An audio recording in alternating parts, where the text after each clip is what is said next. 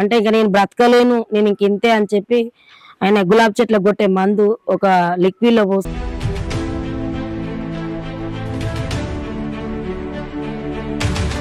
మా పెద్దల సమక్షంలో మా ఫ్యామిలీ. చిన్న డౌట్ నాకు తెలిసి, ఇప్పుడు ఫస్ట్ హస్బెండ్ ఎవరైతే చనిపోయారో ఏంటంటే అరే అమ్మాయి ఏంటంటే 9వ తరగతి చదివింది, దాని తర్వాత శివ అనేటువంటి ఒక అబ్బాయితో పరిచయం ఏర్పడ్డది, వాళ్ళు వచ్చారు చంపారు వెళ్ళిపోయారని చెప్పేసి మాత్రమే వినిపిస్తుంది బయట. కానీ నాకు తెలియని అంటే ఇంకొక విషయం తెలిసిందేమనంటే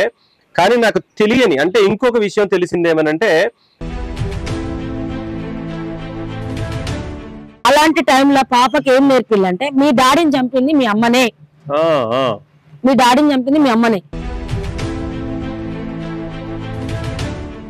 అందరికీ నమస్తే, నేను మీ శ్రీను. హైదరాబాద్ లో ఉన్నటువంటి జీడిమెట్లలో జరిగినటువంటి సంఘటన సమస్త దేశాన్ని, కేవలం తెలంగాణ ఆంధ్ర మాత్రమే కాకుండా దేశం మొత్తాన్ని కదిలించేసింది. ఎందుకనంటే కేవలం 9వ తరగతి చదువుతున్న, అంటే చాలా మంది 10th క్లాస్ అయిపోయింది, దాని తర్వాత 10th అయిపోయిందని చెప్పేసి మాట్లాడుతున్న సందర్భం. కానీ నేను ఇక్కడికి వచ్చిన తర్వాత తెలిసిన విషయం ఏంటంటే కేవలం 9th క్లాస్ మాత్రమే అయిపోయింది పాపకి, 10th కాదు. 9వ తరగతి చదివినటువంటి పాప ఒక అబ్బాయితో, అంటే ఆ టీనేజ్ లో, ఆ ఏజ్ లో ఏర్పడినటువంటి కేవలం ప్రేమ అనేటువంటి ఒక మోజు ఏదైతే ఉందో, దానివల్ల 9 నెలలు మోసి ఇంత లైఫ్ ఇచ్చినటువంటి తన సొంత తల్లిని సైతం లెక్క చేయకుండా చంపినటువంటి సందర్భము హైదరాబాద్ లో జరిగింది. అండ్ దేశం మొత్తం కూడా ఆలోచిస్తుంది. వాళ్ళు ఏమనంటే ఇంత చిన్న పిల్ల, 9వ తరగతి చదివినటువంటి పిల్ల ఒక ఇంటర్మీడియట్ చదివినటువంటి ఒక పిల్లోడితో కలిసి సొంత తల్లిని చంపడం అంటే నిజంగా ఎంత క్రూరమైన సంఘటనో అందరూ చూస్తూనే ఉన్నారు. అంటే నిన్నటి వరకు చూసాం మనం ఏమనంటే ఎవరు ఎవరిని చంపేటువంటి సందర్భం అనుకుంటే అది చాలా పెద్ద కథ అయి ఉండాలి, ఏదో పాత తగాదాలై ఉండాలి, లేదు అనుకుంటే దానికి ఏదో బలమైన కారణం ఉండాలి. కేవలం ప్రేమ అనే ఆ మోజులో సొంత తల్లిని దగ్గరుండి చంపించినటువంటి ఒక పాప కథ ఇది. అండ్ అసలు ఏం జరిగింది ఏంటి అనే ఆ విషయాల్ని గురించి తెలుసుకోవడానికి వాళ్ళ సొంత ఊరు ఏదైతే ఉందో అక్కడికైతే రావడం జరిగింది. అండ్ ఇక్కడికి వచ్చిన తర్వాత తెలిసిన విషయం ఏమనంటే వీళ్ళ కుటుంబం అంతట్లో, అంటే వాళ్ళ నాన్నగారు కూడా చనిపోవడం జరిగింది. అంటే ముగ్గురు కూడా ఆడపిల్లలే. వీళ్లకు ఒక మొగతోడనేది ఏదీ లేదు వీళ్ళ ఫ్యామిలీలో. అండ్ అసలు ఎలా సాగుతుంది, వాళ్ళ అమ్మని చూస్తే కూడా వాళ్ళ అమ్మకు కూడా కొంచెం మతిస్థిమితం కూడా లేదు. అలాంటి పరిస్థితుల నుండి ముగ్గురు ఆడపిల్లలే, వాళ్లే కష్టపడ్డారు, వాళ్లే ఒకళ్ళ పెళ్లిళ్ళు ఒకళ్ళు చేసుకున్నారు, వాళ్లే ఒకళ్ళకొకళ్ళు తోడుగుండి ఇంత ఇల్లు చూసినా గానీ ఒక పక్కా ఇల్లు అనేది లేదు, ఆర్థికంగా సపోర్ట్ లేదు, ఊళ్ళో ఉన్నటువంటి వాళ్ళ ఎవ్వరి సపోర్ట్ కూడా లేదు. ఇంత దీనంగా సాగుతున్న ఈ కుటుంబం కథ ఏంటి, అసలు ఏం జరుగుతుంది ఏంటని చెప్పేసి ఇక్కడ కనుక్కోవడానికి వచ్చిన తర్వాత నాకైతే చాలా అంటే చాలా బాధేసింది. అండ్ వాళ్ళ మాటల్లోనే ఒకసారి విందాము. ముగ్గురు ఆడపిల్లలే, చనిపోయినటువంటి అక్క వచ్చేసి సెకండ్ అన్నమాట. అండ్ ఫస్ట్ అక్క పెద్ద అక్క, అంటే వాళ్ళ ఇంట్లో ఒక మగపిల్లాడు అనుకోవచ్చు, ఆడపిల్ల అనుకోవచ్చు, ఏదైనా కానీ ఆవిడ గారే వాళ్ళ ఫ్యామిలీకి తోడుగా సపోర్ట్ గా ఉండి ఇవాళ వరకు తీసుకురావడం జరిగింది. అండ్ అక్కనే ఒకసారి అడిగి తెలుసుకుందాం. అక్క నమస్తే. అక్క మీ పేరక్క? శోభ గారు. ఫ్యామిలీలో ఎంతమంది అక్క, అసలు ఎట్లా మీరు? అసలు నాన్న ఇక్కడ విలేజ్ లో గ్రామ పంచాయతీలో జాబ్ చేసేది. ఓకే. ఆ తర్వాత మేము పుట్టి పెద్ద పెరిగి పెంచింది నాన్న అమ్మ ఇద్దరు సపోర్ట్ ఉండేది. ఇద్దరం 10th క్లాస్ ఇక్కడ ముగ్గురం ఇక్కడే చదువుకున్నాం. ముగ్గురం అమ్మాయిలం 10th ఇక్కడే కంప్లీట్ చేసినాం. తర్వాత నా 10th అయిపోవడం, నాకు మ్యారేజ్ చేయడం, చెల్లె ఇంటర్మీడియట్ అయిపోవడం, అంజలి గారికి తన పెళ్లి చేయడం, తనకి ఇక్కడే మన వర్ధనపేట దగ్గర దమ్మనపేటకి ఇచ్చిళ్ళు. తర్వాత నన్ను ఇక్కడే పాలకుర్తికి ఇచ్చిళ్ళు, దగ్గరలో ఉన్న మల్లంపల్లికి. రెండో చెల్లెని హైదరాబాద్కి ఇచ్చినాం. అక్కడే మేము అక్కడ ఉండడం, అక్కడే సంబంధం చూసి మా క్యాస్ట్ లో అబ్బాయికే మ్యారేజ్ చేసినాం. ఇలా మేము ముగ్గురం ఒకరికొకరు ఏదైనా చేదోడు ఆదోడుగా ఒకరికొకరు కష్టం వచ్చింది అక్క అంటే వెళ్ళి మేము హెల్ప్ చేసుకునే వాళ్ళం. అమ్మ హెల్త్ విషయంలో కానీ నాన్న చనిపోవడం కానీ అన్ని మేమే ముందుండి చేసుకునే వాళ్ళం. కొన్ని విషయాలలో కొన్ని మనస్పర్ధల వల్ల చెల్లె మాకు దూరంగా ఉండడం, ఆమె ఫస్ట్ హస్బెండ్ తన అప్పుల ద్వారా, అంటే మ్యారేజ్ అయినాక వచ్చిన అప్పులు కావచ్చు, వాళ్ళ మధ్యలో ఏమేమి అప్పులు చేసుకున్నారో తెలియదు, అవన్నీ ఆ చెల్లెకు ఎఫెక్ట్ పడ్డది. అట్లా కూడా అమ్మాయి అప్పులు కట్టింది, హస్బెండ్ కూడా కట్టలేకపోయిండు. అతను సొంతంగా అంటే ఇక నేను బ్రతకలేను, నేను ఇంక ఇంతే అని చెప్పి ఆయన గులాబ్ చెట్ల కొట్టే మందు ఒక లిక్విడ్ లో పోసుకొని, అంటే ఏదో మందు ఏదైనా సరే తాగేది ఆ డ్రింక్స్ లో పోసుకొని తాగి 9 రోజులు బ్రతికి అతను గాంధీలో చనిపోయిండండి. చనిపోయినప్పుడు పాప కడుపులో ఉంది. ఈ పాప ఎవరైతే ఉన్నారో ఆ పాప కడుపులో ఉంది, పాప కడుపులో ఉంది.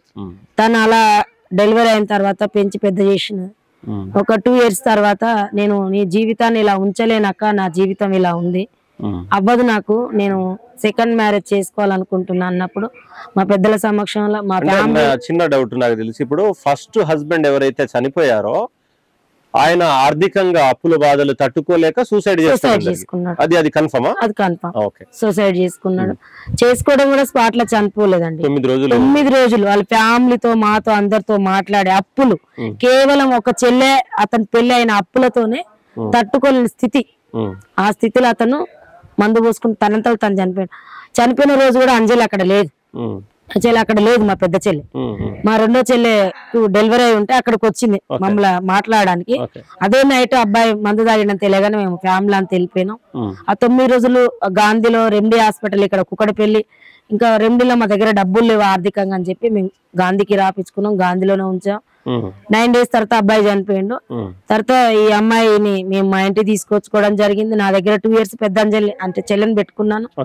2 years మేము పాపను పెంచి పెద్ద చేసిన అందరిలో, మా ఫ్యామిలీలో అందరిలో మేము అమ్మాయిని అంతా బాగా చూసుకున్నాం. తర్వాత సెకండ్ చెల్లెకు నాకు ఇంకో జీవితం కావాలని ఆమె డిసైడ్ చేసుకున్నప్పుడు మేము అబ్జెక్షన్ చెప్పడానికి లేదు. తన లైఫ్ ఎలా ఉండలేదు, చిన్న ఏజ్, తోడు కావాలి కదా. ఇప్పుడు సమాజంలో చాలా మందికి సెకండ్ మ్యారేజ్ అవుతున్నాం, పేర్లు చెప్పలేం, బయటకు అనలేము. తనకు ఒక తోడు కావాలి, నా బిడ్డకు ఒక తండ్రి కావాలన్న ఆలోచనతో మ్యారేజ్ చేసుకుంది. చేసుకున్న తర్వాత ఒక కూతురు, మళ్ళీ ఇంకొక కూతురికి జన్మనిచ్చింది. రెండో చేసుకున్నాక ఆ పాప కంటే ఎక్కువ ఈ పాపను వాళ్ళు చూసుకున్నారు ఇద్దరు. వీళ్ళ జీవితం 12 సంవత్సరాల నుంచి సాగిపోతా ఉంది. పాప కూడా చిన్న చిన్నగా పెరిగి పెద్దది అయిపోయింది. ఆ తర్వాత ఏం జరిగింది, పాప పెరిగి పెద్దదైంది. ఈ లోపు ఈ 12 సంవత్సరాల జీవితంలో శివ అంటే మా చెల్లె వాళ్ళ హస్బెండ్ పేరు కూడా శివనే, మా రెండో మర్ది అంజలి భర్త యాక్సిడెంట్ లో బాచ్పల్లిలో చనిపోయింది. యాక్సిడెంట్ లో వాటర్ ట్యాంకర్ గుద్ది అతను జాబ్ కి వెళ్తుంటే వెనకాల నుంచి వచ్చిన ట్యాంకర్ కొట్టేసి తను చనిపోయింది. అందరికి తెలిసిన విషయం. అంటే ఫస్ట్ భర్త ఏమో తను మందు పోసుకొని చనిపోయింది, సెకండ్ భర్త ఏమో యాక్సిడెంట్ లో పోయింది. తన జీవితాన్ని ఈ 1 year లో మొత్తానికి 12 సంవత్సరాల జీవితం కోల్పోయింది. ఇవన్నీ కూడా పక్కకు పెట్టేసుకొని చెల్లె ఇలా పిల్లల్ని ఎలా సాదాలి, నేను ఎలా సొసైటీలో ఎలా బ్రతకాలి, ఆమె టిఎస్ఎస్ దాంట్లో జాబు, ఆమె ఎక్కడో భద్రాచలంలో చేసింది, తర్వాత మహబాద్ లో చేసింది. ఇది తను చనిపోయిన తర్వాత అంటే కొన్ని రూమర్స్ విన్నాము మనం బయట, ఏమనంటే ఒక పెళ్లి చేసుకుంది, దాని తర్వాత ఇంకొక పెళ్లి చేసుకుంది, ఇద్దరిని చంపుకుంది, అది ఇది అని చెప్పేసి ఎక్కడో వినిపిస్తున్నది. అంటే మీరు ఇప్పుడు చెప్పిన దాన్ని బట్టి ఫస్ట్ హస్బెండ్ వచ్చేసి ఆర్థికంగా అప్పులు అవన్నీ టెన్షన్ల వల్ల సూసైడ్ చేసుకోవడం జరిగింది. అండ్ రెండో పర్సన్ వచ్చేసి అందరికి తెలిసిన విషయమే యాక్సిడెంట్ లో చనిపోవడం జరిగింది. అయినా కానీ దీన్ని ఇప్పుడు ఈవిడ చనిపోయింది, ఎలా చనిపోయింది, చంపబడింది అని చెప్పేసి ఈవిడ గురించి అయ్యో పాపం లేకుండా ఈవిడ మీద తిరిగి నిందలేస్తున్నారు కదా, వాళ్ళకి మీరు ఏ వాయిస్ ఇవ్వాలనుకుంటున్నారు, ఏ మాట చెప్దాం అనుకుంటున్నారు? వాళ్ళ ఫ్యామిలీలో కూడా ఇలాంటి జరిగి ఉండొచ్చు, వాళ్ళకి ఆడపిల్లలు లేరేమో అని నేను అనుకుంటున్నా. ఒకవేళ వాళ్ళకి ఆడపిల్లలు ఉండుంటే వాళ్ళ ఫ్యామిలీలో కూడా ఇలాంటి జరగకుండా జరిగి ఉంటాయి. వాళ్ళు ఒకటే దృష్టిలో పెట్టుకోవాల్సింది, ఆ బిడ్డకి ఏం జరిగింది అది తెలుసుకోండి ఫస్ట్. అంజలికి ఏం జరిగింది, ఆమె జీవితంలో ఏం కోల్పోయింది అది తెలుసుకోకుండా ఇద్దరు భర్తలు ముగ్గురు భర్తలు అనడం ఇది కరెక్ట్ కాదు. ఎందుకంటే సమాజంలో అందరికీ జరుగుతున్నాయి.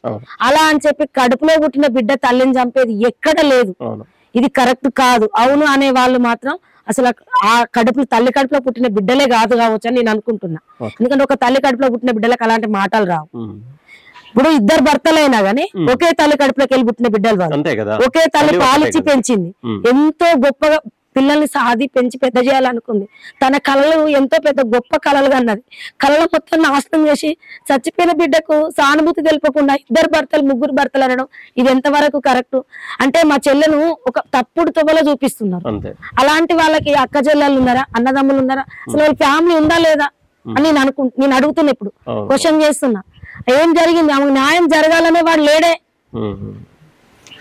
దాని తర్వాత అక్క నాకు తెలిసిన విషయం ఏంటంటే చనిపోయిన తర్వాత ఏంటంటే అరే అమ్మాయి ఏంటంటే 9వ తరగతి చదివింది. దాని తర్వాత శివ అనేటువంటి ఒక అబ్బాయితో పరిచయం ఏర్పడ్డది. వాళ్ళు వచ్చారు, చంపారు, వెళ్ళిపోయారని చెప్పేసి మాత్రమే వినిపిస్తుంది బయట. కానీ నాకు తెలియని అంటే ఇంకొక విషయం తెలిసింది ఏమనంటే శివ అనేటువంటి ఆ పిల్లోడు కావచ్చు, వాళ్ళ తమ్ముడు కావచ్చు, ఇంటర్మీడియట్ అయిపోయింది, నాకు తెలిసి 16, 17, 18 ఏజ్ ఉంటది. కానీ ఇంత క్రూయల్ గా చంపడానికి అండ్ వాళ్ళని అక్కడికి రావడానికి అండ్ ఇదంతా జరగడానికి కేవలం వీళ్ళది మాత్రమే కాదు, ఇంకొకళ్ళ అంటే వేరే వాళ్ళ ప్రమేయం ఉంది. అండ్ చంపడానికి ముందు రోజు అంటే 1-2 రోజుల ముందే తనని ఇలా చంపబోతున్నాము ఇలా ఇది అని చెప్పేసి ఆ ప్రాసెస్ కూడా వేరే వాళ్ళతో డిస్కషన్ చేయడం జరిగింది. అండ్ నాకు తెలిసి కేవలం వీళ్ళు ఇద్దరు అంటే ఈ పాప అండ్ వాళ్ళ శివ తమ్ముడు మాత్రమే కాకుండా వీళ్ళ వెనకాల చాలా మంది ఉన్నారని చెప్పేసి నాకు వినిపించింది అది విషయం. అది దాని గురించి మీరు ఏమైనా చెప్పగలరా? అంటే పెద్ద పాప ఇప్పుడు తేజ మా చెల్లెల్ని చంపిన అమ్మాయి వాళ్ళ ఫ్యామిలీ పెద్ద ఫ్యామిలీ ఉంది, హైదరాబాద్ లోనే ఉంటది. వీళ్ళు మా అంజలి ఏం చేసేదంటే వీళ్ళ బంధుత్వాన్ని నేను దూరం చేయొద్దని వాళ్ళ ఫ్యామిలీలో ఈ అమ్మాయిని కలుపుతూ వెళ్ళింది. వాళ్ళతో రిలేషన్ కమ్యూనికేషన్ ఉండేది. నానమ్మ, 2 బాబాయిలు, మేనత్తకి 2 కూతుర్లు, వీళ్ళ ఫ్యామిలీ అంతా ఉంది. వాళ్ళ మధ్యలో రాఖీల పండక్కి, బతుకమ్మకి, వాళ్ళ ఇంట్లో ఫంక్షన్స్ ఏమైనా అమ్మాయి వెళ్ళేది. అతనికి ఉన్న ఇల్లు కావచ్చు, అతనికి ఉన్న ఆస్తులు కావచ్చు, పెద్ద కొడుకుకు సమానంగా వస్తది అని కొట్లాడడం అంజలి తప్పు. ఫస్ట్ ఆఫ్ ఆల్ పెద్ద బాబు చెల్లెలు భర్త, అంజలి భర్త. అతను చనిపోయినాక 2 కొడుకులు ఉన్నారు, కూతురు ఉంది. అందులో ఏ ఆస్తి ఉన్నా ఏమున్నా మినిట్ అంజలి వాళ్ళని ఎదిరించి క్వశ్చన్ చేసేది. నా బిడ్డ ఉంది, నా బిడ్డకి ఏమైనా సరే 10,000 అయినా సరే నా బిడ్డకి ఇవ్వండి, 5 అయినా సరే నాకు ఇవ్వండి అని మా ప్రశ్నించే గుర్తుకే ఒక కళాకారాలు. సమాజం అంటే తెలిసిన వ్యక్తి కాబట్టి వాళ్ళని క్వశ్చన్ చేయడం వాళ్ళకి నచ్చేది కాదు. అలాంటి టైంలో పాపకి ఏం నేర్పిల్లంటే మీ డాడీని చంపింది మీ అమ్మనే, మీ డాడీని చంపింది మీ అమ్మనే. అప్పటి నుండే ఉసిగొలుపుతూ పాపకు ఒక పసరు నూరి పోయడం మొదలు పెట్టింది. అలా అమ్మాయి మైండ్ లో పెట్టుకుంది. చిన్న పాప ఏం తెలుసు తనకి, అసలు పాపకే తెలియదు ఏం జరిగిందో తెలియదు. అలాంటి పాపకు నేర్పించింది. ఆ తర్వాత ఆ మైండ్ లో అలాగే పెట్టుకుంటూ కూర్చుంది. పెరిగి పెద్దదైతా ఉంది, 7th క్లాస్ కి వచ్చినప్పటికీ ప్రతి తల్లిదండ్రులు ప్రతి పిల్లలు దండిస్తారండి. అంతే కదా. ఇప్పుడు మా అమ్మ కొట్టింది, మా నాన్న కొట్టింది, నేను నా పిల్లలు కొడుతున్నా, మా చెల్లి వాళ్ళ పిల్లలు కొడుతుంది. మిమ్మల్ని మీ అమ్మ నాన్న కూడా కొట్టుండొచ్చు మీ జీవితంలో. 2 తల్లులు ఉండడం వల్ల 2 తల్లులు ఉండడం వల్ల అది వేరు ఉంటది. కానీ ఒకే తల్లి 2 తండ్రులు అనే విషయంలో పాపను కొట్టడంలో తప్పేంటి? తాతయ్య నన్ను కొట్టిందని వాళ్ళ తాతయ్య ఫోన్ చేస్తే వెళ్ళి పోలీస్ స్టేషన్ లో కంప్లైంట్ ఇవ్వు. అప్పుడే 7th క్లాస్ లో వాళ్ళ పిల్లల్ని వాళ్ళు అంటే కూడా మొదలు పెట్టిల్లు మా చెల్లె పాపను. అంటే వాళ్ళ పిల్లల్ని వాళ్ళు కొట్టుకోవడం కూడా తప్పే, అది చట్టానికి విరుద్ధం అని చెప్పేసి అప్పుడే కేసులు పెట్టించింది. అప్పుడు కూడా ఆ పోలీస్ స్టేషన్ వరకు వెళ్ళి నా బిడ్డకి వెనకాల సపోర్ట్ ఎవరు రాలే. అక్కడ వరకు షొగొల్పి నెట్టేసిల్లు ముందరికి. తర్వాత సిఐ గారు, ఎస్ఐ గారు నాకు ఫోన్ చేసిళ్ళు, అమ్మ నువ్వేమైతావు అని అడిగిళ్ళు. నేను వాళ్ళ పెద్దమ్మను అంటే ఆ పాప పరిస్థితి ఇట్లా చెప్తుంది, చెల్లెలు కొడుతుంది అని ఉంటుందంటే సరే తనకు ఇంట్రెస్ట్ లేనట్టు నన్ను దగ్గర ఉండడము, సరే హోమ్ లో పెడదామని చెప్పి నేను హోమ్ లో పెట్టించిన. అక్కడ నుంచి మళ్ళీ మమ్మీ కాల్ చేయడం మొదలు పెట్టింది. మమ్మీ నేను ఉండను, పెద్దమ్మ రావట్లేదు, నాకు తాతయ్య మాట్లాడట్లేదు, నేను అందరిలో ఉండాలనుకుంటున్నా, నన్ను సారీ మమ్మీ నన్ను క్షమించు, నేను నీ దగ్గరే ఉంటాను చెప్పి మళ్ళీ తల్లి దగ్గరికి తల్లి ఇద్దరు వెళ్ళి సైన్ పెట్టి తీసుకొచ్చి నేను తండ్రి ఒక్కడే అని చెప్తా, ఇద్దరు అని అసలు చెప్పను. అంతే కదా. ఎందుకంటే చనిపోయిన వ్యక్తికి బిడ్డే తెలియదు. అంతే కదా. ఇప్పుడు ఎవరైతే 2వ మ్యారేజ్ చేసుకో అతనికే బిడ్డ తెలుసు. అప్పుడు తండ్రి తీసుకొచ్చుకొని వాస్తవంగా అది వేరు అని చెప్పేసి అనడానికి పాప పుట్టి కూడా లేదు, 2-3 సంవత్సరాలు కాదు, కడుపులో ఉండే ఆయన చనిపోయినప్పుడు.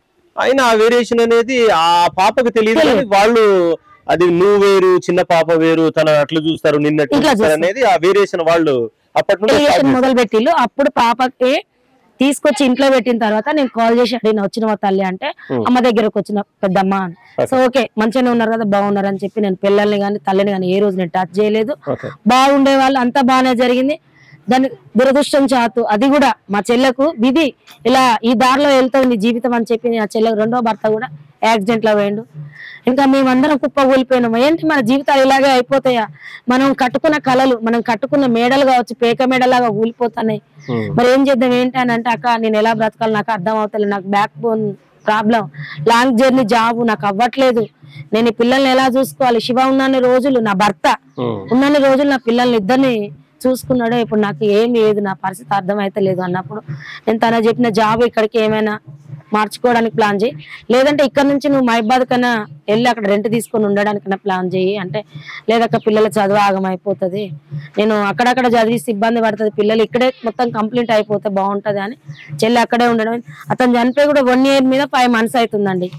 అక్క దాని తర్వాత చనిపోయారు కదా, అక్క చనిపోయిన తర్వాత ఎంతసేపటికి వెళ్ళారు మీరు అక్కడికి? చెల్లి 5:30 నుంచి 7 మధ్యలో చనిపోయిందండి. చనిపోయిన తర్వాత 10:30కి ఆ పెద్ద పాపనే కాల్ చేసింది నాకు. పెద్ద పాప కాల్ చేసి, పెద్దమ్మ అంటే నేను యాక్చువల్ గా ఫీల్డ్ లేని నెంబర్లు అసలు ఎత్తాను, అది ఫీడ్ మనదే ఈ నెంబర్ అనుకున్నప్పుడే నేను లిఫ్ట్ చేస్తాను. నేను డ్యూటీలో ఉన్నానండి. కాల్ చేసి ఆ రోజు నా బర్త్డే, చెల్లె చనిపోయిన రోజే నా బర్త్డే రోజు. ఎవరో నాకు విషెస్ చేయడానికి ఫోన్ చేస్తున్నారని ఆ 10:30కి నీకు కాల్ ఎత్తిన. యాక్చువల్లీ నేను అస్సలు ఎత్తాను, ఎన్ని ఫోన్లు కానీ నేను ఎత్తాను అసలు. నేను లిఫ్ట్ చేయగానే నేను డింపును అంటే దాన్ని నేను డింపు, ఆ పెద్ద పాప ఫోన్ చేసి పెద్దమ్మ నేను ఇలా అమ్మ కింద పడిపోయింది, నువ్వు ఒకసారి వస్తావా అంది. ఫస్ట్ ఫోన్ మీకే చేసి నాకే చేసింది. కింద పడిపోయింది వస్తావా అంటే ఆల్రెడీ చనిపోయిందని అక్కడ చెప్పేసింది. నాకు అంటే నా ఫోన్ తో అక్క ఫోన్ చేసింది మీకు? ఎదురింటి అమ్మాయి వాళ్ళ ఎదురింటి ఒక ఎస్టీ అక్క వాళ్ళది ఫోన్ తీసుకొని వాళ్ళతో కాల్ చేసి, అసలు యాక్చువల్ నాకు చెయ్యొద్దు, అమ్మాయి చెయ్యను అంటుందంట.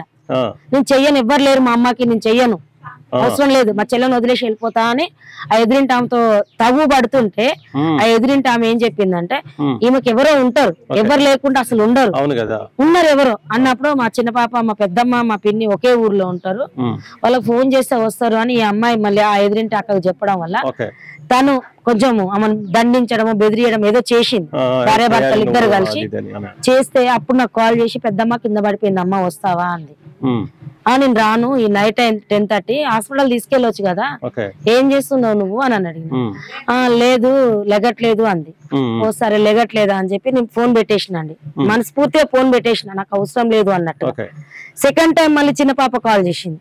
చేసి ఏ విధంగా మాట్లాడుతుందంటే, పెద్దమ్మ ప్లీజ్, మా అమ్మ 3-4 hours అవుతుంది లేవగా, మీ చెల్లి కాదా, నీకు పుణ్యం చేసుకోవా, వచ్చి హాస్పిటల్ అడ్మిట్ చేయవా మమ్మీని, మమ్మీ ప్లీజ్ మమ్మీ అనగానే నాకు గుండె ఎక్కడో కరిగిపోయింది. అమ్మ తల్లి ఏం జరిగింది అమ్ములు అంటే, లేదమ్మా అమ్మ బడిపిల్ల ఇవ్వట్లేదు, ప్లీజ్ మా రామ్మా, ఎక్కడున్నావమ్మా అంటే, నేను ఇక్కడే ఉన్న తల్లి వస్తున్నా, నేను డ్యూటీ నుంచి. అప్పుడు పాపాల మా 2 పిల్లలు తీసుకొని నేను అక్కడికి వచ్చేటప్పుడు 10:30-11 ఆ టైం నైట్ లో, నేను ఆ టైంలో ఆడదాన్ని ఒక్కదాన్ని, నా 2 ఆడపిల్లలు తీసుకొని నేను అక్కడికి వచ్చిందండి. వచ్చేటప్పటికి చెల్లె ఇట్లా మొత్తం పడిపోయిందంటే చైర్లో నుంచి పడిపోయింది తెలుసు నాకు. ఐ విల్ యూస్ ఏ విధంగా చెప్పి చైర్లో నుంచి అమ్మ పడిపోయిందన్న జాసలోనే ఉన్నా. కరెక్ట్ అంబులెన్స్ 108 అక్కడికి వచ్చింది, పోలీసు వాళ్ళు అక్కడికి వచ్చి, నేను అక్కడికి, అందరం ఒకే మూమెంట్ ఒకే టైం లాగా ఎంటర్ అయినాం. వెళ్ళి లోపలికి వెళ్ళి చూసామని వెళ్ళేటప్పటికి డాక్టర్స్ వెళ్ళి లోపలికి ఆమె 3-4 hours అంటే వాళ్ళు నాకు చెప్పట్లేదు, నన్ను వెళ్ళకుండా లాక్ చేసేసి, లాక్ చేసి ఎందుకు లాక్ చేస్తున్నారు, హాస్పిటల్ కి తీసుకెళ్ళాలి మా చెల్లెని సార్, నాకు టైం ఇవ్వండి అంటే, లేదమ్మా నువ్వు లోపలికి ఎంట్రీ అవ్వద్దు అని చెప్పి లాక్ చేసి, లాక్ చేశారంటే వాళ్ళ ఉద్దేశంలో ఆల్రెడీ చనిపోయిందని వాళ్ళు ఫిక్స్ అయిపోయి ఈ శవాన్ని ఇట్లా బాడీ పట్టుకొని చూసిళ్ళు, శ్వాస చూసిళ్ళు. తర్వాత వాళ్ళకి అర్థమైపోతుంది, డాక్టర్స్ కదా, వాళ్ళకి అర్థమైపోయింది, నాకు అర్థం కాలేదు, నేను మైకాలోనే ఉండిపోయినా. ఆ తర్వాత నేను కొంచెం బయటకు వచ్చి ఏం జరిగింది అని గోల చేస్తాను తప్ప అక్కడ ఎవ్వరు చెప్పేవాళ్ళు లేదు సార్. ఏమైనా కేవలం బొమ్మల్లాగా ఆ బిల్డింగ్ నుంచి చూస్తాను తప్ప అక్కడ అసలు ఏం జరిగిందని తెలుసుకోవడానికి కూడా ప్రయత్నించట్లేదు. చూస్తున్నారు. నేను 10:30కి వెళ్ళిపోయే మనిషిని 11 అయింది, 12 అయింది అక్కడే నాకు. ఆ సందర్భంలో నేను విన్న ఒక మాట ఏమనంటే, చనిపోయిన తర్వాత సరే ఎలా చనిపోయింది ఏంటి అని చెప్పేసి అన్నప్పుడు కొన్ని నిమిషాల తర్వాత, అంటే మేబీ కొన్ని గంటల తర్వాత మీకు తెలిసింది చనిపోవడం కాదు చంపబడింది అని చెప్పేసి, అంటే వేరే ఎవరో వచ్చారు అండ్ పాపుండే చనిపోయింది అని చెప్పేసి అన్నప్పుడు డిపార్ట్మెంట్ కి సంబంధించిన ఎవరో కానిస్టేబుల్ ఎవరో ఏమనంటే, 1 కాకుండా 2 పెళ్లిళ్ళు చేసుకుంది, ఇంకేదో అని చెప్పి చంపడం కరెక్టే, చంపడం ఆ పిల్లలు కలిసి ఇదంతా కరెక్టే అని చెప్పేసి అలాంటి మాటలు ఎవరు మాట్లాడారని చెప్పేసి అన్నారు. ఇది నిజంగానేనా? అన్నారండి అక్కడ. మేము అంటే ఇలా కొట్టుకుంటూ మా చెల్లెకి ఏం జరిగిందని మేము మా బాధలో మేము ఉంటే సానుభూతి చూపించకుండా, బాగా చేసిందిలే మీ చెల్లె, ఓ మస్తు వాళ్ళని ఇంట్లో రానియడం కావచ్చు, ఇంకా తాగడం కావచ్చు, తినడం కావచ్చు అన్నట్టుగా వాళ్ళు మాట్లాడి, చచ్చిపోతే మంచిది, ఏమైంది ఇప్పుడు సాధించింది ఏముంది, ఆమె చెప్తున్నది ఏముంది, అక్కడ పక్క జరుగు అన్నట్టుగా మాట్లాడాను. అంటే వాళ్ళని ఇంట్లోకి రానియడం, తాపియడం, తినడం అంటే అంతా కానిస్టేబుల్ చూసాడు అంటున్నా గతంలో. తెలియదు నాకు. ఆ సార్ ఉండి చేపించిండు కావచ్చు బేబీ, నాకు అతనే ఉండి చేపించిండేమో, దగ్గరుండి నడిపించిండేమో అనుకుంటున్నా. ఎందుకంటే పెద్ద ఆఫీసర్స్ కాదు, ఒక మాట మమ్మల్ని అనలేదు. అసలు అక్కడ ఏంటంటే కానిస్టేబుల్స్ ఇద్దరు, స్టేషన్ లో ఒక సార్, శవం దగ్గర అంటే మా చెల్లె రూమ్ లో ఒకసారి, ఇద్దరు సేమ్ అవే మాటలు, ఇద్దరు అంతే. స్టేషన్ లోనేమో ఓ ఆమె చెప్తే ఎక్కడున్నది మొదలుగా పెట్టుకొని డాక్టర్ టెస్ట్లు అని ఇదని అదని చెప్పి ఇష్టానికి మాట్లాడిండు. ఇప్పుడు ఏంటి అని మాట్లాడిండు, కొట్టనికి చేయలేపినట్టుగా విచ్చలవిడి మాటలు. అంటే ఒక జాబ్ లో ఉన్న వ్యక్తి అంటే ఇంకా వీళ్ళు ఏం చేయలేరు, వీళ్ళ వెనకాల ఏం లేదు, మేము ఏమన్నా మాట్లాడినా ఆఫీసర్స్ అనలే కదా, ఎస్ఐ గారు అనలే, సిఐ గారు అనలే, ఏసీపీ వాళ్ళేదంటే వాళ్ళ రూల్ వాళ్ళ డ్యూటీలు వాళ్ళ ప్రకారం వెళ్ళిపోయి, వీళ్ళు ఏదంటే మా చెల్లె దగ్గరగా ఉండి ఏదో చేసినట్టుగా మాట్లాడారు. అంటే ఈ మాటలు కేవలం కానిస్టేబుల్ మాట్లాడారు అంటే మాట్లాడడం వెనక అంటే ఎవరు చెప్పినప్పుడు వీళ్ళు మాట్లాడుంటారు మీ ఉద్దేశంలో? ఎవరంటే వాళ్ళు మా చెల్లె ఫ్యామిలీ వాళ్ళు కావచ్చు, ఇంకా ఈ శివ ఫ్యామిలీ ఏదైనా ఉండొచ్చు. ఎందుకంటే శివని తీసుకురావడానికి ఈ కానిస్టేబుల్ వెళ్ళాడు, వాళ్ళ ఊరికి వెళ్ళింది ఆ కానిస్టేబులే కదా, మరి వాళ్ళకి ఎక్కడ ఏమైనా కమ్యూనికేషన్ ఉంది కావచ్చు. ఓకే కరెక్ట్ అనేదిగా మాట్లాడుతున్నారు. అంటే ఎటుబడ్డా అరే చనిపోయింది, అయ్యో పాపం లేదు, దాని తర్వాత ఎందుకు చంపారని వాళ్ళ మీద కోపం లేదు, వాళ్ళని తీసుకెళ్దాము, శిక్షిద్దాము, ఇంకేదో చేద్దాం అన్నట్టు కాకుండా ఈ ఏ యాంగిల్ అంటే అరే ఎట్లాగో చనిపోయింది కాబట్టి దీన్ని రివర్స్ లో అంటే ఈవిడ చేసిన దానికే ప్రాయశ్చితంగానే ఇట్లా జరిగింది, ఈమె అన్ని చేసింది, తాగింది, తినిపించింది, అన్నీ చేసింది, ఇద్దరు మొగుళ్ళు కూడా చనిపోయారు కాబట్టి ఇట్లా అయిందిలే అన్నట్టు మాట్లాడారు అంతే. అలా మాట్లాడతారు అంటే అంటే ఈ అంటే వాళ్ళ ఫ్యామిలీకి సంబంధించిన వాళ్ళు చెప్పుకుంటారా, పాప చెప్పుకుంటుందా వీళ్ళతో, కానిస్టేబుల్ వీళ్ళతో ఇట్లా మా అమ్మ మీద ఇట్లా మాట్లాడండి, ఇట్లా చెప్పండి అని చెప్పేసి? పాప చెప్పడం అనేది అయితే నేను వినలేదండి. అంటే అక్కడ ఉన్న సిచ్యువేషన్ ఏంటంటే చెల్లె 2 times సార్ మీరు డాక్టర్ టెస్ట్ కావాలి, ఒకవేళ మా పాప ఏమైనా జరిగి ఉండొచ్చు, 3-4 days అక్కడ ఉంది కదా శివ వాళ్ళ అమౌంట్ తీసుకెళ్ళింది, గోల్డ్ తీసుకెళ్ళి, ఏ తల్లైనా శిక్షిస్తుంది అడుగుతుంది, కానీ శిక్షించలే, అడగలే. సార్ మీరు అడగండి, లీగల్ గా వెళ్తుంది తను, టెస్ట్లు ఏమైనా కావాలి అని ఏ తల్లైనా పోరాడుతుంది. అది నచ్చలేదు, ఆ నచ్చని సార్ వాళ్ళే ఇలా మాట్లాడుతుంది. అంటే ఏదైనా జరిగిందని అంటే మాత్రం వెళ్ళాలి, చూడాలి, ఏదో జరిగిందిలేండి, ఏదో వదిలేయండి, జస్ట్ లైట్ అని చెప్పేసి వదిలేస్తే వాళ్ళు మంచివాళ్ళు. కానీ లీగల్ గా ఏదైనా అడిగితే నో టెస్ట్లు చేపియండి, ఇంకేదైనా చేయండి అని చెప్పేసి కొంచెం గట్టిగా నిలబడి మాట్లాడితే మాత్రం అరే ఆపోజిట్ గా మాట్లాడుతుంది, తెగిస్తుంది, బరి తెగిస్తుంది, ఇంకేదో అన్నట్టుగా ఇవి వాళ్ళ ఉద్దేశం. అది సార్. అండ్ దాని తర్వాత ఇదంతా సంఘటన జరిగిందమ్మా, జరిగిన తర్వాత కూడా దాని తర్వాత ఇదంతా సంఘటన జరిగిన తర్వాత ఇదంతా జరిగింది, వాళ్ళు వచ్చారు, వాళ్ళే చంపేశారు, ఇదని చెప్పేసి అన్నప్పుడు మీకు స్టేషన్ నుండి అంటే డిపార్ట్మెంట్ నుండి దాని తర్వాత లీగల్ గా ఎలాంటి సపోర్ట్ వస్తుంది, ఇదిగో ఈ రకమైన న్యాయం మీకు జరుగుతుందని చెప్పేసి ఎవరైనా భరోసా ఇచ్చారా? ఎవరు ఇవ్వలేదు సార్. మేము చెల్లె చనిపోయిందని కన్ఫర్మ్ అయిన తర్వాత మేము, నాకు అప్పటివరకు పాప చంపింది అయితే తెలియదు, నాకేం తెలియదు అప్పటి వరకు తెలియదు నాకు. అసలు ఎర్లీ మార్నింగ్ 7 తర్వాత కన్ఫర్మ్ అయింది. ఎట్లా అంటే నేను ఆ చెల్లె చనిపోయిందన్న విషయాన్ని జీర్ణించుకోలేక నేను అదే ఒక డిప్రెషన్ లోకి వెళ్ళిపోయి, నా చెల్లి ఏమైపోయింది, ఎట్లా ఏం జరిగింది, అసలు దీని వెనకాల కారకులు ఎవరు అనేది నేను అదే ఆలోచన మీద ఉన్నా. అప్పటికి మొత్తం ఒక 5 minutes, within 5 minutes 2 minutes లో తెలిసిపోయింది వాళ్ళకి. శివ వచ్చిండు, శివ తమ్ముడు వచ్చిండు, పాపే ఉండి, సొంత తమ్ముడు ఇద్దరు ఒకే కుటుంబంలో 2 కొడుకులు. ప్లస్ ఇక్కడ ఏంటంటే సార్ అమ్మాయి పిలిపించడము ఓకే, అక్కడ వరకు పిలిపించారు. పిలిపించిన తర్వాత ఏం చేసిళ్ళు, చంపడం ఎలా చంపడం అనేది కూడా వాళ్ళ ప్లాన్ గానే చేసుకున్నారు. ఆ తర్వాత బ్యాగ్ లో పెడదాం, శవాన్ని బ్యాగ్ లో పెడదాం, శవాన్ని బ్యాగ్ లో పెడదాము, మిగతాది తెల్లారి వచ్చి చూసుకుందాం అని చెప్పి వీళ్ళు ప్లాన్ చేసుకున్నారు. ప్లాన్ చేసుకున్న తర్వాత పాప అడుగుతుంది, అన్నయ్య మా అమ్మ కింద పడిపోయింది, అమ్మని హాస్పిటల్ తీసుకెళ్దామంటే మీరు వెళ్దామంటున్నారా, నువ్వు మాతో వస్తావా, లేదంటే మీ పెద్ద మమ్మీ వాళ్ళ ఇంటికి వెళ్తావా, మీ డాడీ ఫ్యామిలీ దగ్గరికి వెళ్తావా అని చిన్న పాపను కూడా డిసైడ్ చేసేసుకున్నారు. వాళ్ళు మొత్తం ముగ్గురు అక్కడ మెట్లు ఉన్నాయి చెలవాళ్ళ ఇంటి దగ్గర, ఇట్లా పైనకి వెళ్ళడానికి ఆ మెట్ల దగ్గర కూర్చొని వీళ్ళు మొత్తం డిసైడ్ చేసుకున్నారు. డిసైడ్ చేసుకున్నాడు. చిన్న పాప నమ్మట్లేదు, మా అమ్మ బానే ఉంది హాస్పిటల్ తీసుకెళ్ళాలి కదా, అప్పటికి ప్రాణం పోయింది అది ఇది అని చెప్పేసి తెలియదు. హాస్పిటల్ తీసుకెళ్ళండి శివాన్న ప్లీజ్ దండం పెడతాను, కాళ్ళ మీద పడి బిడ్డ ప్రతిలాడిందంట. యముడు వాడన్న సంగతి బిడ్డకు తెలియదు. వాడే యముడు నా అమ్మ ప్రాణం తీసింది వాడే అని తెలిస్తే నా బిడ్డ కేకలు పెట్టడమో అరవడమో వీడు మా అమ్మని చంపిండు అని చెప్పేవేమో, కానీ తెలియకుండానే సెకండ్ టైం వచ్చి చంపి మళ్ళీ నటిస్తున్నారు, ఇంకా నటిస్తున్నారు. నువ్వు ఎక్కడ వెళ్తావు నేను నీకు భరోసా ఉందని చెప్పి పాపని పట్టుకునేది వచ్చి సంధాయించిందంట. అమ్మాయి నమ్మింది. అప్పటి వరకు నాకు వాడని తెలియదు. ఆ పెద్ద పాప చెప్తుంది నేనే చంపాను, చంపిపిచ్చింది నేనే చెప్పిందా అని చెప్పిందంట. అప్పటి వరకు నాకు తెలియదు. నేను అట్లా మార్నింగ్ 7 కి చెల్లె పోస్ట్ మార్టం అయిపోయింది, వస్తుంది బాడీ వస్తుంది, మళ్ళీ రిటర్న్ పోలీస్ స్టేషన్ కాడికి వస్తుంది. అప్పుడు సిఐ గారు పిలిచి నన్ను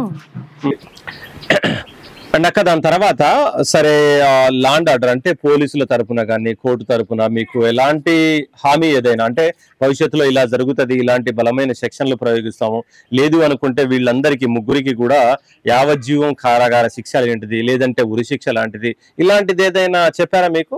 మాకేం చెప్పలేదండి, అసలు ఏం చెప్పలేదు. కాకపోతే వాళ్ళకి శిక్ష పడుతుంది అంతే, అదే శిక్ష అనేది తెలియదు. 3 నెలలు ఉండొచ్చు, 2 నెలలు ఉండొచ్చు, సంవత్సరం ఉండొచ్చు, అంతే అదే శిక్ష. అండ్ చంపడానికి కేవలము శివ వాళ్ళ తమ్ముడు అండ్ ఈ పాప మాత్రమే కాకుండా చాలా మంది సపోర్ట్ చేశారని చెప్పేసి మీరు అంటున్నారు. మరి వాళ్ళ పేర్లు ఏమైనా మీరు ఎఫ్ఐఆర్ లో రాపియడం లేదనుకుంటే వాళ్ళ మీద కంప్లైంట్ లేదు? ఇప్పటి వరకు ఎవరి మీద నేను ఇంకా కంప్లైంట్ ఇవ్వలేదు. నాకేంటంటే చెల్లె బాడీ అప్పటికి 2 days అయిపోయింది, నేను తర్వాత 3 days కి ఇక్కడ తీసుకురావడం జరిగింది. 3 రోజులు నాకు అక్కడే అయిపోయింది శవం, దాన సంస్కరణలు అవన్నీ జరగడం అయిపోయింది. ఇప్పుడు ఈ రోజుతో అయిపోతుంది, ఈ రోజు 11 days. నేను ముందు నేను వాళ్ళందరి మీద కంప్లైంట్ ఇవ్వాలనుకుంటున్నా.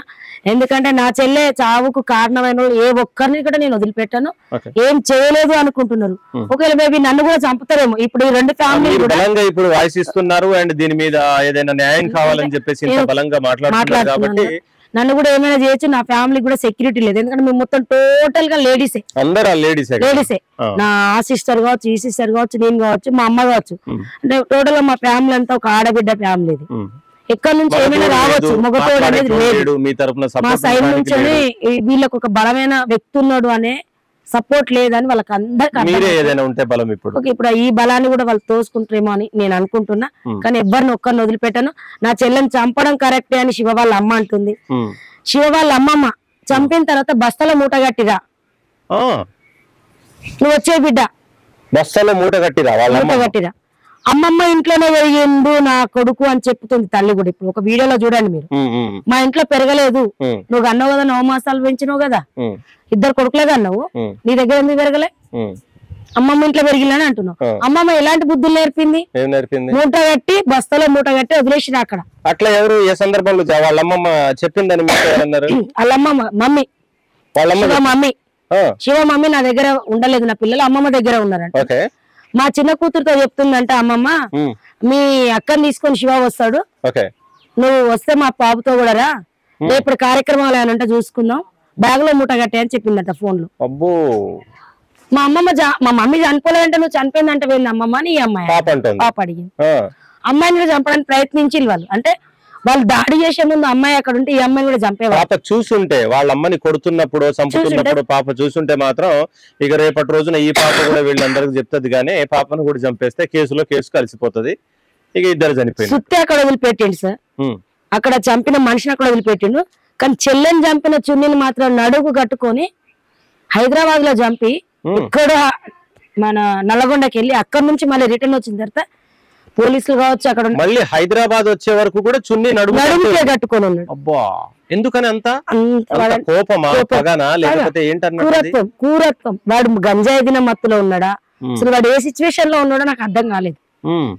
ఇలా అంగిపైకి లేపి ఆ చున్నీ తీస్తుంటే నేను షాక్ అయిపోయి సార్ చూడండి సార్ మా చెల్లెని చంపిన చున్నీ అదే సార్ అని గట్టిగా అరుస్తున్నా, నన్ను కూర్చోబెడతా ఉన్నారు. వాళ్ళ ముందు ఇప్పుతా ఉంటే నేను నా కళ్ళారా చూసిన. చున్నీ ఎవరిది? చెల్లె డ్యూటీ డ్రెస్, అది చెల్లె రెగ్యులర్ గా వేసుకపోయి డ్యూటీ డ్రెస్. చున్నీతోనే ఆవిడ్నే చంపేసి ఆ చున్నీని హైదరాబాద్ నుండి నల్లగొండ వెళ్ళి నల్లగొండ నుండి పోలీసులు పట్టుకొని మళ్ళీ హైదరాబాద్ తీసుకొచ్చే వరకు అంతే ఉంచాడు. అంత క్రూరత్వం.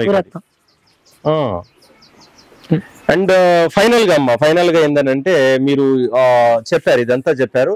అండ్ శివ వాళ్ళ తమ్ముడు వాళ్ళందరూ వచ్చేసి అక్కడికి వచ్చి చంపడము అండ్ మీ చెల్లి వాళ్ళ పాప కూడా దానికి సహకరించడం ఇదంతా అందరికీ తెలిసిందే. మరి ఈ చంపడం అనే ప్రాసెస్ కేవలం ఆ రోజు కాదు, దానికి ముందే 1-2 రోజుల ముందే అని చెప్పేసి నేను 8 months నుంచి ప్లాన్ చేసుకుంటున్నాం అని చెప్పారంట. అబ్బో 8 months నుంచి అంటే పాప ఒకటి ప్లాన్ చేయదు. అది చాలా చిన్న మైండ్. తల్లిని చంపాలని ఎట్లా ఆలోచన వస్తుందండి? మీ నాన్నని చంపిందని ఫస్ట్ బ్యాచ్, నిన్ను ఎలా దక్కనియదని సెకండ్ బ్యాచ్. అంటే ప్రేమకు అమ్మాయి నీకు దక్కనియదని శివ తల్లిదండ్రులు కావచ్చు, అమ్మమ్మ కావచ్చు. పెద్ద పాపకేమో మీ నాన్నని చంపింది అని ఫస్ట్ ఫ్యామిలీ చెప్పడం. అంటే వీళ్ళిద్దరు మొత్తం 3 ఫ్యామిలీలు ఒకటైనాయి ఇక్కడ. ఇప్పుడు పెద్ద పాప కావచ్చు, వీళ్ళకైనా వాళ్ళకైనా కావాల్సింది ఏంటంటే ఈవిడ చావడమే మెయిన్. అదే చచ్చిపోతే ప్రశ్నించే వాళ్ళు లేరు. ఇక మనకు అడ్డు కలిగించుకుంటే హ్యాపీగా బ్రతకొచ్చు. అటు ఆస్తి అడగడానికి వాళ్ళకు సమస్య ఉండదు, అండ్ వీళ్ళకి ఏంటంటే చిన్నపిల్ల కదా ఇదేంది ప్రేమ గీమ అని చెప్పేసి వీళ్ళు అనడానికి లేదు.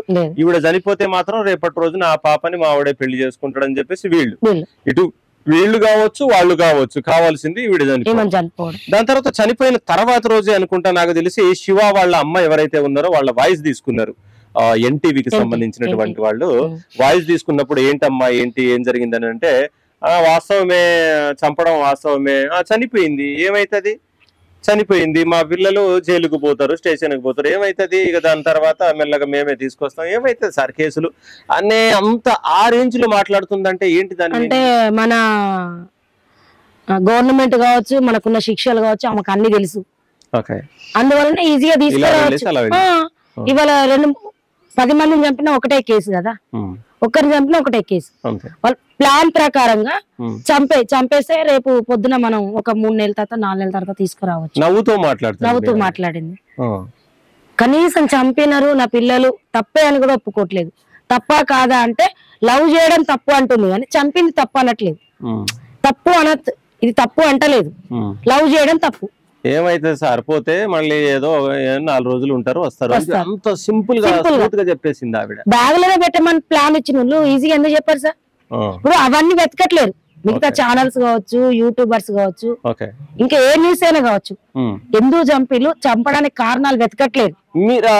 ఇప్పుడు వీళ్ళమ్మ ఉంది అని చెప్పేసి అంటున్నారు, శివ వాళ్ళ అమ్మ అంతే. అంటే చాలా మందికి తెలిసిన విషయం ఏంటంటే ఆ వీడియో చూస్తుంటే ఆవిడ మాట్లాడే విధానం చూస్తుంటే అవును సార్ చంపారు, ఏమైతుంది 4 రోజులు ఉంటారు బయటకు వస్తారని చెప్పేసి అంటే ఆ చావు వెనక నాకు తెలిసి శివ వాళ్ళ మదర్ కూడా ఉండాలి, ఆవిడ ఆలోచనలు కూడా ఉండాలి, అండ్ వీళ్ళు కాకుండా ఇంకా చాలా మంది ఉండే అని చెప్పేసి అన్నారు మీరు.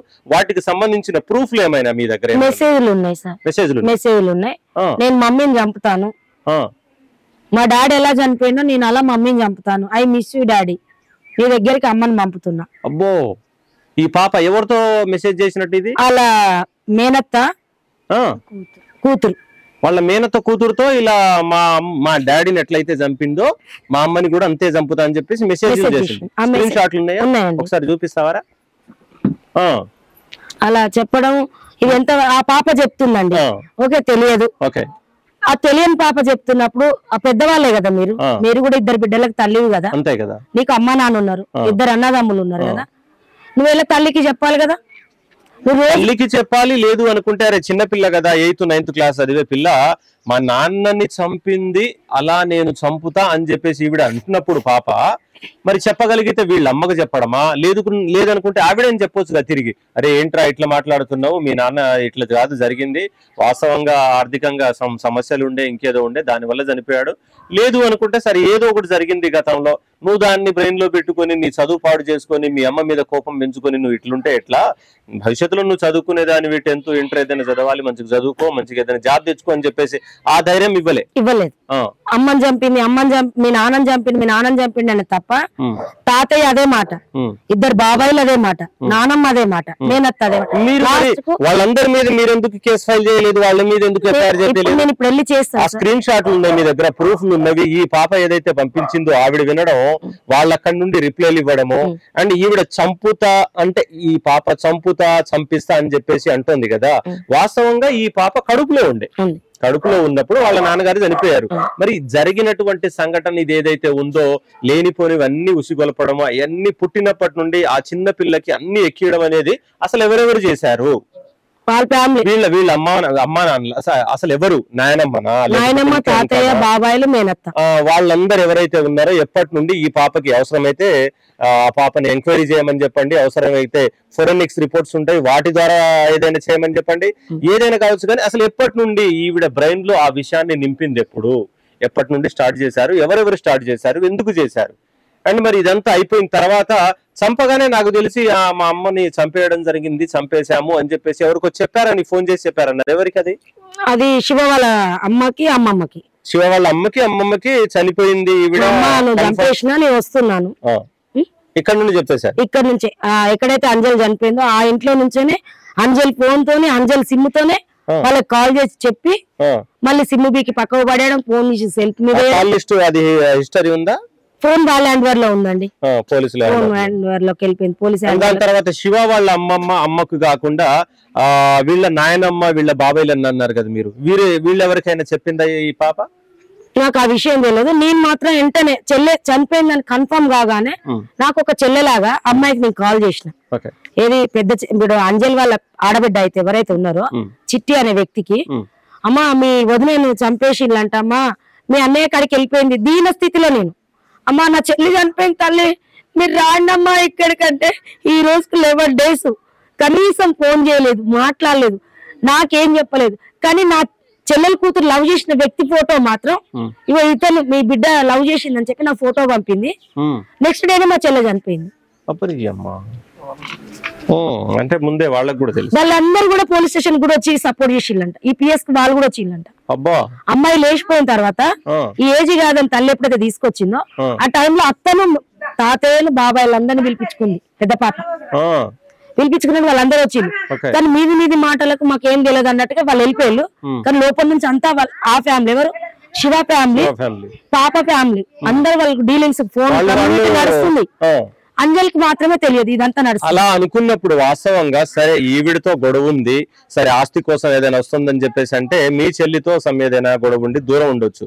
కానీ ఒక రకంగా మీరు అవకాశం ఉంటే మీ వర్షంలో మీరు కంప్లీట్ చేయడం, ఎఫ్ఐఆర్ చేయడం ఏదైనా చేసినప్పుడు ఈ ఫ్యామిలీ ఎవరైతే ఉన్నారో, ఈ శివ ఫ్యామిలీ ఎవరైతే ఉన్నారో అండ్ మీ పాపకు అంటే మీ చెల్లికి సంబంధించినటువంటి వాళ్ళ ఫ్యామిలీ ఉన్నారు కదా, వీళ్ళ మధ్య మాటలు ఎప్పుడు ఉన్నాయి? ఈ 8 months నుంచి డిస్కషన్ ఎప్పుడు ఉంది? బాబు ఎప్పుడైతే ఇన్స్టాగ్రామ్ లో పరిచయం అయిన వెంటనే ఆ అబ్బాయి ఫోటో, అబ్బాయిని వాళ్ళకు ప్రైవేట్ అకౌంట్ అంట, అకౌంట్ లకు పెట్టి వాళ్ళు చూసుకొని వాళ్ళు మాట్లాడుకోవడమే నడుస్తుంది. నడుస్తుంది. అలాంటప్పుడు ఇవాళ చనిపోయినటువంటి ఈవిడ ఎవరైతే ఉన్నారో ఈ చావు వెనక 100% ఇప్పుడు నుండి ఏదో 1 రోజు 2 రోజులతో కాదు ఇది. నాకు తెలిసి దీన్ని గతం ఏంది, అసలు వీళ్ళు చంపారని చెప్పేసి ఇద్దరు మాత్రమే, అంటే పాప కూడా ముగ్గురు కలిపే అని చెప్పేసి అంటున్నారు. కానీ చావడానికి, ఈ చంపడానికి ముందు అసలు ప్లాన్ ఎప్పటి నుండి ఉండే, దీనికి అస్సలు ప్రేరేపించింది ఎవరు, దీనికి అసలు ప్లాన్ ఇచ్చింది ఎవరు ఏంటని చెప్పేసి మీరు 100% అడగొచ్చు.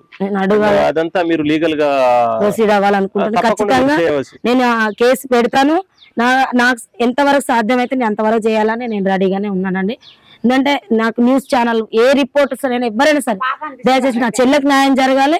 ఇలాంటి గతంలో ఇంకెక్కడ జరగకూడదు. ఒకవేళ తెలిసి తెలియని పిల్లలు చేస్తే ఏ ఫ్యామిలీ అయినా సరే వాళ్ళు అది కాదు బిడ్డ అని చెప్పేది పోయి చెయ్యి అని చెప్పే ఫ్యామిలీలు, ఇలాంటి ఫ్యామిలీలే చూస్తున్నాను. ఇలాంటి ఫ్యామిలీ చూస్తున్నాను. ఇది ఎక్కడ కూడా జరగకూడదు. అండ్ ఫైనల్లీ మీరు ఏం చెప్పదలుచుకున్నారు ఈ విషయంలో? మీరు మీ చెల్లెలు గారు చనిపోయి వాళ్ళకి 11 రోజులు అవుతుంది.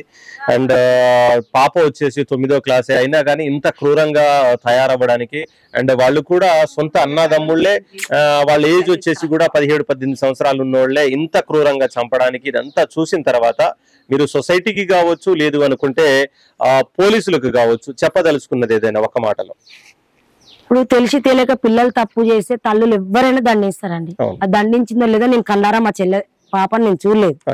కానీ అక్కడ జరిగిన విషయం ఏంటి, తల్లి తెలియకుండానే ఇన్స్టాగ్రామ్ లో పరిచయమైన వ్యక్తి ఈ అమ్మాయి లవ్ చేస్తుందని తెలిసిన తర్వాత అమ్మాయి అడిగినా గానీ సమాధానం లేకుండా ఇంట్లో నుంచి డబ్బులు తీసుకెళ్లడం, ఒక 3 lakhs 2 lakhs దాకా గోల్డ్ అన్ని తీసుకెళ్లి వాళ్ళ ఇంట్లో పెట్టి కూర్చుంటే రామ్ అని పిలవడానికి వెళ్తే నేను రాను అని చెప్పి వెళ్ళి ఎక్కడో దాచుకుంటే తను బుజ్జగించి బతిలాడి తీసుకొచ్చి ఎస్ఐ గారితో సిఐ గారితో గంటలు గంటలు మాట్లాడి మా చెల్లె దీన్ని ఎలా సాల్వ్ చేయాలి సార్, రేపు నా బిడ్డ తల్లి అయితే పరిస్థితి ఏంది, ఆమె ఆ డిప్రెషన్ లో ఉండిపోయింది, ఒకవేళ అబ్బాయి తప్పు చేసిండు అని కన్ఫర్మ్ అయితే మనకి శిక్ష పడుతుంది అనే ఉద్దేశం గవర్నమెంట్ కూడా చెప్పిళ్ళు.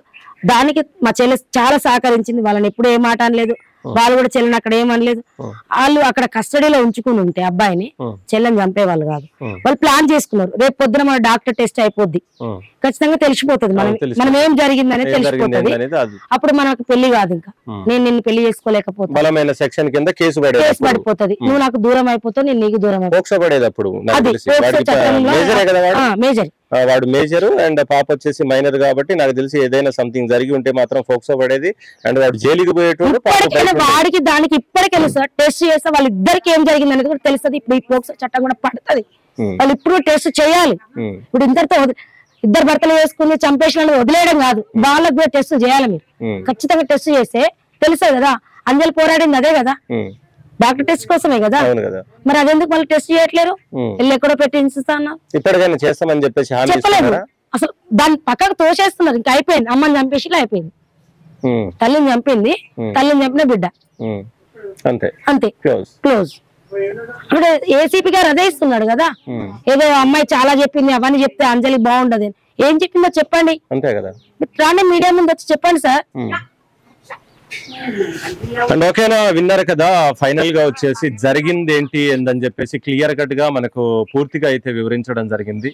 అండ్ ఇదంతా విన్న తర్వాత మీ ఉద్దేశంలో మీకేమనిపిస్తుంది ఒకసారి ఆలోచించండి. 9వ తరగతి చదువుతున్న పాప అంత క్రూయల్ గా సొంత తల్లిని చంపడానికంటే అంత సింపుల్ విషయం కాదు. అండ్ వాళ్ళకు కూడా 17-18 సంవత్సరాలు మేబీ అప్పుడే నిండే అనుకుంటాను.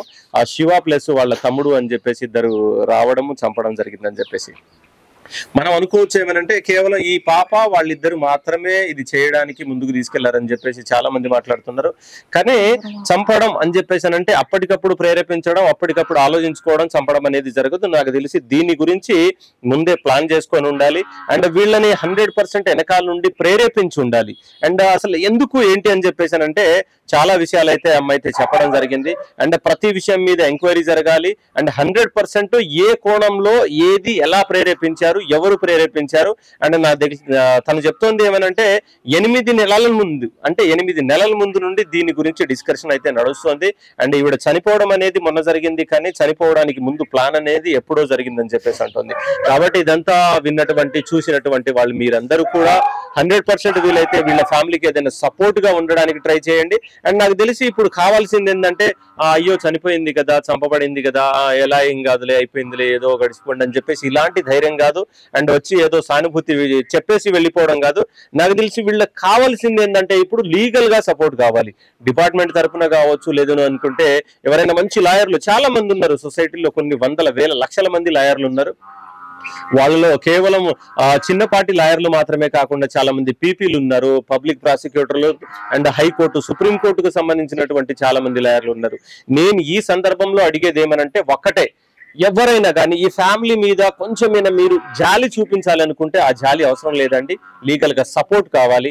అసలు ఏం జరిగింది, ఇది కేవలం 1, 2, 3 నెలల నుండి కాదు, కొన్ని నెలల నుండి దీని గురించి ప్లానింగ్. అండ్ చంపడానికి కేవలం వీళ్ళు ముగ్గురు ఎఫ్ఐఆర్ లో ముగ్గురి పేర్లు మాత్రమే ఉన్నవి. నాకు తెలిసి ముగ్గురు మాత్రమే కాదు, దీని వెనకాల చాలా మంది ఉన్నారని చెప్పేసి వాళ్ళు చెప్తున్నారు. కాబట్టి దీన్ని ఇంకా లోతుగా పరిశీలించాలి. అండ్ లీగల్ గా వీళ్ళకు సపోర్ట్ ఉంటే మాత్రం 100% ఇవాళ కాకపోయినా ఎప్పటికైనా వీళ్ళకి న్యాయం జరుగుతుందని చెప్పేసి నేను బలంగా నమ్ముతున్నాను. నేను చాలా కేసుల్లో బయట చూశాను. ఏమనంటే గతంలో ఎవరు అంటే 2-3 కేసులు ఉండే, అంటే వాళ్ళు ఆర్థికంగా బలంగా లేరు. అండ్ ఓకే, నేను లాస్ట్ టైం చూశాను కొన్ని కేసుల్లో ఏమనంటే ఆర్థికంగా వాళ్ళు బలంగా లేకుండే, ఆర్థికంగా కొంచెం అమౌంట్ పెట్టుకొని స్టేషన్లు కానీ కోర్టులకు కానీ తిరిగే శక్తి లేదన్నప్పుడు చాలా మంది హైకోర్టు, సుప్రీంకోర్టుకు సంబంధించినటువంటి లాయర్లు ముందుకు వచ్చారు. ఎగ్జాంపుల్ ఏంటంటే నిన్న సూర్యాపేటకు సంబంధించినటువంటి మాలబంటి మర్డర్ జరిగిన తర్వాత చాలా మంది పెద్ద లాయర్లు వచ్చారు. పెద్ద లాయర్లు వచ్చేసి వాళ్ళకు సపోర్ట్ ఉంటాము అండ్ వీళ్ళ కేసుని ముందుకు తీసుకెళ్దాము, 100% తప్పు చేసినటువంటి వాళ్ళకి శిక్ష పడాలని చెప్పి స్టిల్ ఇప్పటికీ నిలబడ్డారు. అలాంటి లాయర్లు ఎవరైనా ఉంటే మాత్రం నిజంగా ఒకసారి పరిశీలించండి. అవకాశం ఉంటే వీళ్ళ ఇంటికి రండి, లేదు అనుకుంటే పెద్దక్కుంది ఆవిడని అడగండి, లేదు అనుకుంటే ఎవరిని అడిగినా కానీ వీళ్ళ తరపున న్యాయం ఉంది. ఎగ్జాక్ట్లీ వీళ్ళు న్యాయం తరపున మాత్రమే నిలబడ్డారని చెప్పేసి అనుకుంటే మాత్రం కొంచెం లీగల్ గా వాళ్ళకి సపోర్ట్ ఇస్తారని మనస్ఫూర్తిగా కోరుకుంటాను. ఇది నా తరపున. అండ్ చాలా మంది న్యాయాన్ని కొనలేనటువంటి వాళ్ళు చాలా మంది ఉన్నారు. కానీ వాళ్ళకి కొంచెం మీరు సపోర్ట్ ఇచ్చి కొంచెం ముందుకు నడిపించగలిగితే ఇలాంటి కేసులు భవిష్యత్తులో రావు. సొంత తల్లిదండ్రులని క్రూరంగా చంపేటువంటి చాలా మంది పిల్లల ఆలోచనని ఆపేటువంటి వాళ్ళు మీరు అవుతారని మనస్ఫూర్తిగా కోరుకుంటున్నాను. అండ్ అందరూ సపోర్ట్ చేస్తారని మనస్ఫూర్తిగా కోరుకుంటున్నాను. ఓకేనా? Thank you.